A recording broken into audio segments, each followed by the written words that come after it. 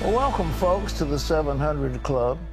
President Trump and Special Counsel Robert Mueller could be headed for a historic showdown. Mueller's team is pushing for an interview with President Trump, but the president's attorneys fear it's a trap. Well, meanwhile, the man who started the Russia investigation is facing a firestorm. A new report from the Justice Department's Inspector General reportedly says James Comey defied authority during his term as FBI director. Efrem Graham has the story. Critics call Special Counsel Robert Mueller's ongoing investigation a serious distraction for the White House as the president deals with tax cuts, international trade, and an historic summit with Kim Jong-un of North Korea. Mueller's supporters say he needs to be allowed to finish his job. Detractors say it's gone on long enough and that there still haven't been any charges related to the Trump campaign colluding with Russia. And one of the key figures in the investigation, former FBI Director James Comey, is expected to come under fire in an upcoming report by the Justice Department Inspector General. ABC News reports a source says the draft report calls Comey insubordinate for his behavior during the Hillary Clinton email probe. Comey was also a key figure in getting Mueller's probe started. He said he leaked some of his conversations with President Trump because he hoped it would lead to a special counsel investigation on Russia, which it did. The investigation has led to many questions, including whether the president could pardon himself if necessary, a subject that's divided legal experts. But the biggest issue? Will the president sit down for an interview with the special counsel's team? Trump's attorney, Rudy Giuliani, says the legal team is leaning against it. I have to just be honest, with leaning toward not.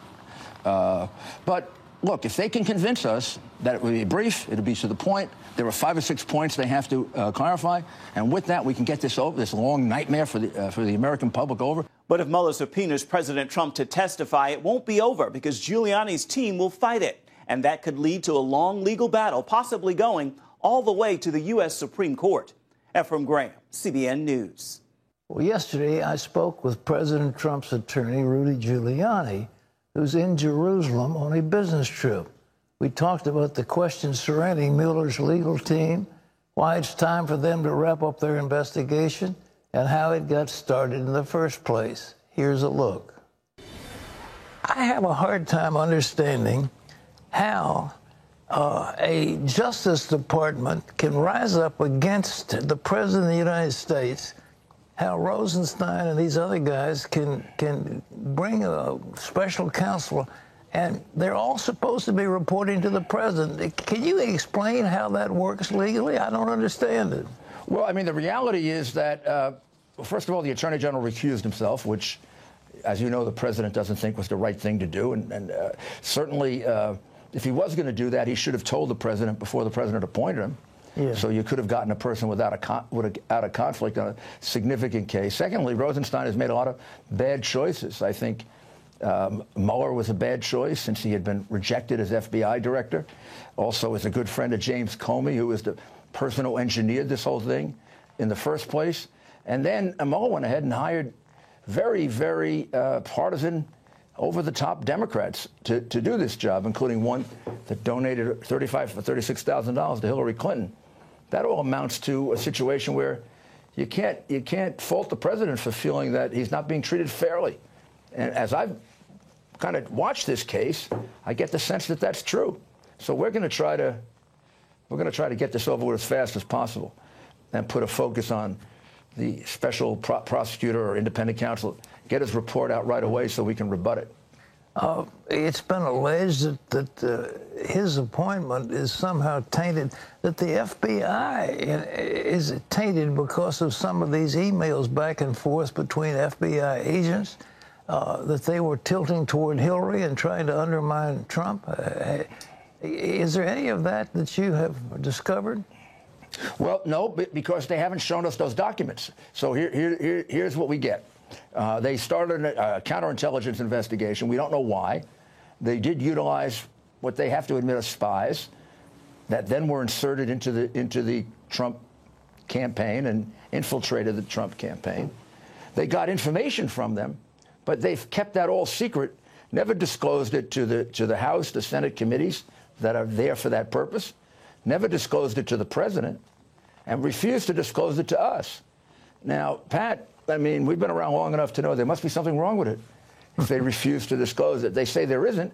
Well, if there isn't, show me. And I'll be willing to say I'm wrong, or there's no problem with this. But I just have a feeling that there's something very wrong with it. Well, does this withholding of information, doesn't that taint the whole special counsel's inquiry? That may be the problem. I mean, that may be the problem they're not willing to disclose or own up to, that right from the very beginning, this is a tainted investigation. So first you have this investigation that discovered nothing, and that might have been improper.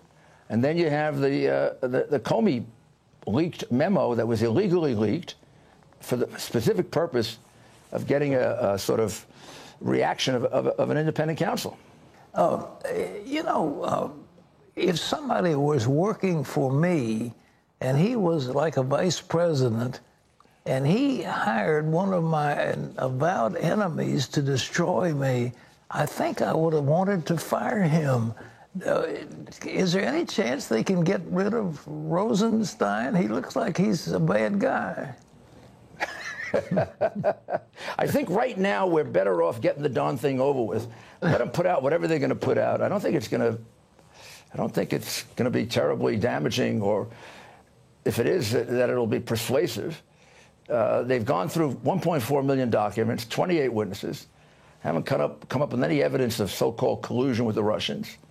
Their claims of obstruction of justice are not based on anything real. They're based on their interpretation in the worst possible light of everything the president did, which is clearly things that he was justified in doing. He fired Comey. Comey was a terrible FBI director. Yeah. I believe Hillary Clinton would have fired him. It didn't obstruct the investigation. My goodness, the investigation has gone forward and caused $20 million. He could have pulled that funding. He could have fired all of them if he wanted to. He didn't do that. So there's nothing to this, Pat. This is a political, I'm sorry, it's a political witch hunt. Well, if it is, are you going to let the president sit down and talk to Mueller? It looks like to me he would be setting him up for perjury. Well, I think that's the conclusion that a lot of people come to, and we're certainly not going to do that. I mean, there'd only be a narrow set of circumstances in which we did it, where they showed us what they had. We were satisfied that they were going to be fair and objective.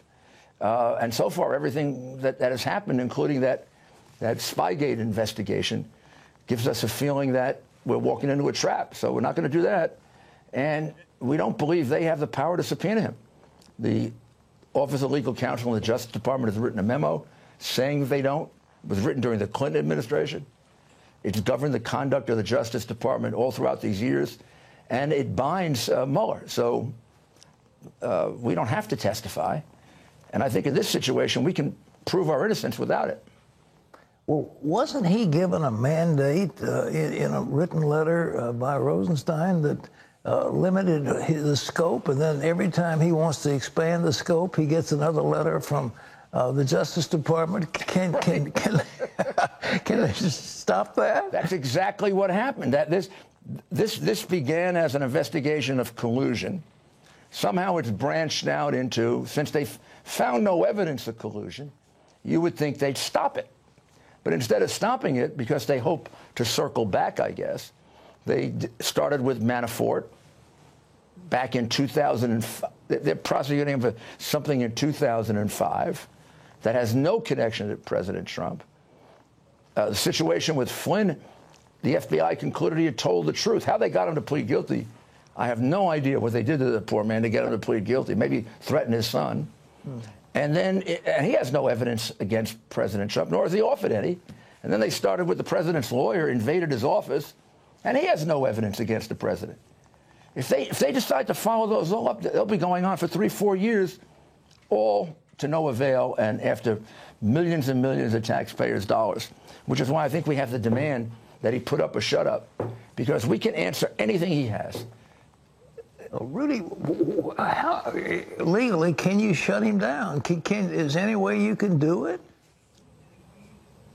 Well, there's no way to really shut him down except through public opinion and through forcing him to give us a report. So let us see some of the records so that we can write a really good counter argument. The only thing he can do is write a report. He can't prosecute, doesn't have the power to prosecute. The Justice Department rules, again, say the sitting president cannot be indicted. So he can't prosecute anybody. He can't subpoena the president. He's gotten everybody else voluntarily. Gosh, if the president wanted to misuse privilege, he would have used executive privilege. Instead, we turned over 1.4 million documents. We've let him interview 28 witnesses. So he should be satisfied. Well, all right. I don't know what to say, except that I think the public is turning against Mueller. Didn't he work for you? You were U.S. attorney in New York some years ago. Was he one of your staff? Well, Comey worked for me in the U.S. Attorney's office, and Mueller worked under me in the Justice Department. I'm very, very disappointed in Comey. I mean, Comey, I think, is the real villain of this whole thing. I think in Mueller's case, it's more he's not taking control of these people that work for him, and they're going around starting all these new investigations. He's got to have the discipline to put a stop to it, or we're gonna have to do everything we can, including some things that I don't think we'd want to talk about right now, to try to appeal to have it stopped. The last thing, that there was a leaked memo that the New York Times published. Do you know who leaked the memo? Well, I know we didn't. First of all, it was a letter. It was a letter from the prior lawyer to the president, John Dowd, that very, very strongly pointed out that they can't subpoena him, and that his acts that they're focusing on could never amount to obstruction of justice, because as the president, he had the right to do it under Article 2 of the Constitution. We did not leak it. The Justice Department had it. Mueller had it. They've leaked other things before. Where did the identity of that spy come from? You know, Pat, the hypocrisy of this is mind-boggling. There's a secret investigation that they won't give us the documents because they say it's so darn sensitive. However, they gave the documents to the New York Times and the Wall Street Journal. There's an informant who they won't reveal because he could be killed, and they reveal the identity of the informant to the Wall Street Journal and the New York Times. And we couldn't possibly have revealed it. We don't know it. We don't know who the spy was, except they're leaking it. Now, they won't tell the president. They won't brief the president. They won't tell us. They won't give us the documents. But they will illegally leak it to the Wall Street Journal and the New York Times. Well, they have to be completely dishonest about this being so sensitive if they leaked it. Otherwise, they're the worst scoundrels in the world. Well, it's a disgrace. It looks like to me, when it's finished, the FBI is going to be in tatters. I think the American people are going to stand with you guys on this one. But you're doing a wonderful job, and our thoughts and our prayers are with you. But keep up the good work, and it's so nice for you to be here. Thanks again. Please come back, will you? We'd love to have you back.